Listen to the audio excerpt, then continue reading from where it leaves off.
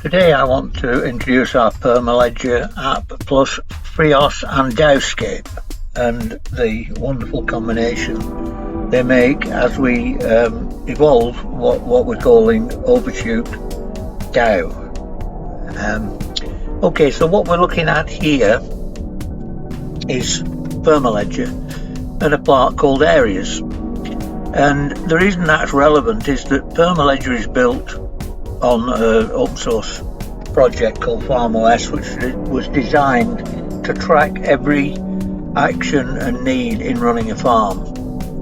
So what we did is we took farmOS and not forked it, it wasn't that dramatic, but just altered it so that we could use multiple locations in the same application. So plantings, which is what we're looking at here, is the core of the application used from our standpoint.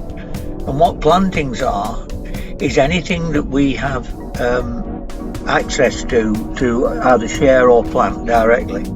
And we subdivide the overall listing, or the overall, this is showing filters, by the way, which is how we can look at different views of plantings. Here we want to look at those that only the ones that we have available to us to plant or to share, which is something I'm repeating myself from a moment ago. So we can think of plantings in its most basic form as seeds.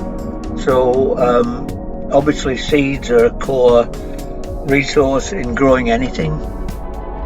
And these are the seeds that we have on hand, or they could be cuttings, or they could be starts that are available to us or to any of our collaborators to plant into soil. And that planting into soil could be into a planting tray, into a raised bed, or into a field. Anything that we can take and plant into soil is classed from our standpoint as a planting. Planting also has a different subset, you could say, which we'll talk about shortly, but this is everything we've got that's available. I'm repeating myself because it's important, that's available to us or any of our collaborators to be able to plant into soil. We've been assembling this system now for 3 or 4 years, saving seeds for probably around 5 years, and we have now over 1,000 different varieties of plantings. The majority of those are seeds, because typically if somebody, for instance, shares a cutting with us or a start, we'll typically put them into the soil, not keep them, because they're typically living, and we want to maintain that line. So like I was saying, we have over basically 1,000 different varieties of seeds. Many of them are food seeds. Some are flowers, because flowers have the place, of course, and a lot of the flowers in actual fact are edible flowers. Certainly food plays a big part in what we're doing, and I don't know whether you can see this very easily, but each of these plantings has a QR code. This is just a thumbnail of it on the left hand side there.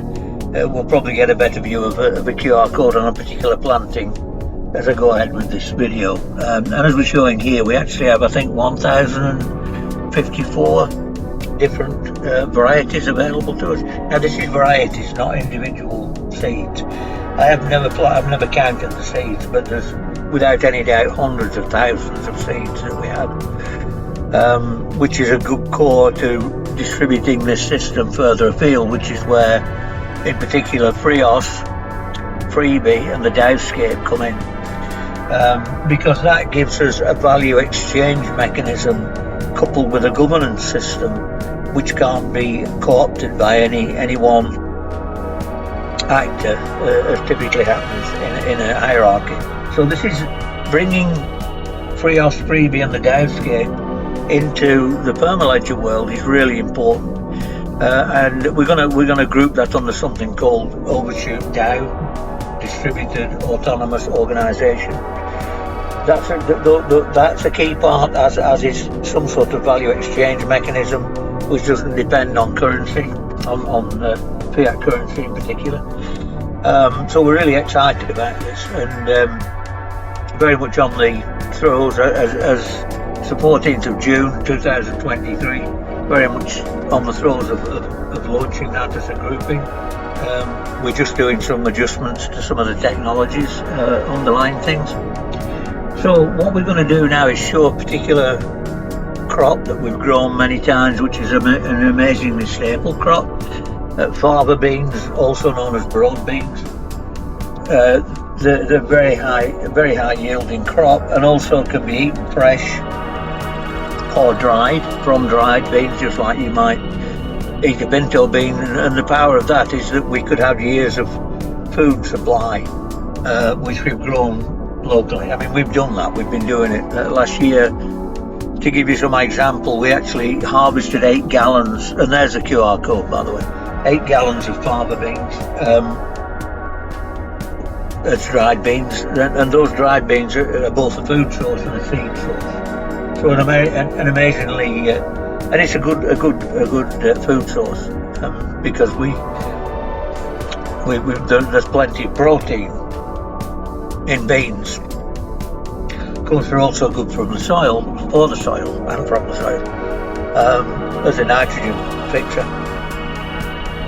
But more than anything else, I just wanted to show an example of a single crop that we've grown and how we track it from planning to plant it, to seeding it, to transplanting it if we have to do that. That means taking a seed, growing it in a seed tray, and planting it into the ground eventually. This is a specific example of a property now. This is Trevor's urban farm here in Eugene, Oregon, in the United States. So this is a fairly new property to us. It's a 3-acre property, which is for in a city location here in Oregon, is an incredible size. So here we're showing. So the steps we go through here is we look at the seeds or the crops we want to plant. That's what I call the planning stage.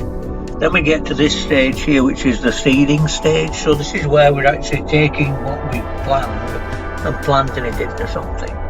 It could be into a seeding tray, like I've said. It could be direct into the ground, into soil. That's the main key, that we're getting something into the soil. That's what a seeding is. A transplanting would be a good example. Would be a tomato, where we've planted it into a seed tray in the first place. It germinated, and we're now planting it from the seed tray into the ground, into the soil, into a bed, into a field, etc. So we have a complete track of everything that's happened to a particular crop from seed to harvest. As I mentioned, Trevor's urban farm is fairly new to us, so we've only had just under a year, but we've already planted a lot here and transplanted a lot and had some harvests. And all this gets tracked in Perma-Ledger. That's really important because it gives us an idea to the viability of what we're doing, and whether that relates to soil types or whether it relates to seed viability, etc. So we're getting towards the end of the video. What we've been looking at is Perma-Ledger. Really excited to be working with on-chain software in New Zealand and bringing FreeOS and FreeB as a currency value exchange mechanism, and the DAOScape as a governance system based on sortition. That's worth looking up, by the way, if you have the opportunity. Used quite reasonably well in Greece and in Athens, sortition, that is. Thank you for watching. Hopefully you'll join us. This is deployable worldwide, no doubt about that.